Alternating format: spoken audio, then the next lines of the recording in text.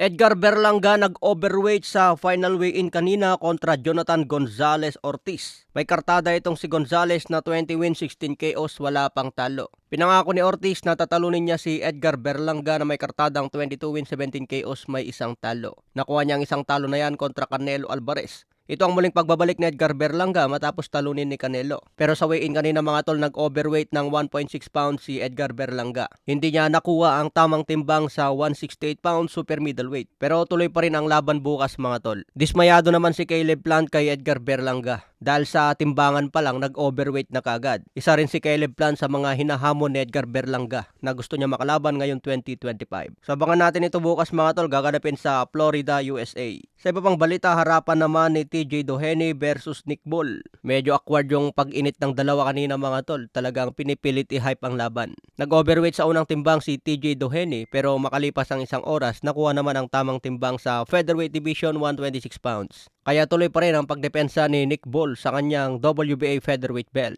Galing lang sa talo si TJ Doheny at ngayon mapapalaban ulit sa isang champion. Kaya abangan na lang natin bukas kung kaya pa ba ni TJ Doheny na lumaban sa edad na 38. Sa iba pang balita, tatay ni Ryan Garcia nagbigay ng mensahe kay Tank Davis. Sabi niya mga tol, lumipas na raw ang pagiging prime ni Tank Davis. Nagpalit ng trainer si Tank Davis kaya naapektuhan ang performance kontra Lamont Roach. Kaya wala na raw yung panahon ni Tank Davis na malakas pa siya. May balita mga tol na balak ikasa ang laban ni Tank Davis kontra Vasily Lomachenko. Sa iba pang balita, Turki Alalshik may nilinaw sa boxing. Sabi niya, this TKO boxing promotion project is not against anyone, not against the commission, not against the promoters. We will still see the four belt and the commission and the promoters. Sa TKO boxing na tinatag ni Turki Alalshik kasama si Dana White, makikita pa rin daw natin ang 4 na major belt. Pero mas pinapriority ni Turki Alalshik ang The Ring Magazine belt. Sa iba pang balita, pay-per-view buys sa naging laban ni Dmitry Bivol versus Artur Beterbiev. Ayon sa mga balita, umabot lang ito ng 45,000 pay-per-view buys. Masyadong mababa itong mga tol, lalo na isang undisputed fight ang laban. Ang tanong ng karamihan, kumita daw ba si Turki Alalshik? Kasi yung 45,000 pay-per-view buys lang, maliit ito. Lalo na malaki ang bayad kay Bivol at Artur Beterbiev. Samantala, lumabas na rin ang pay-per-view buys ni Tank Davis versus Lamont Roach. Ayon dito sa report, umabot ito ng 150,000 pay-per-view buys.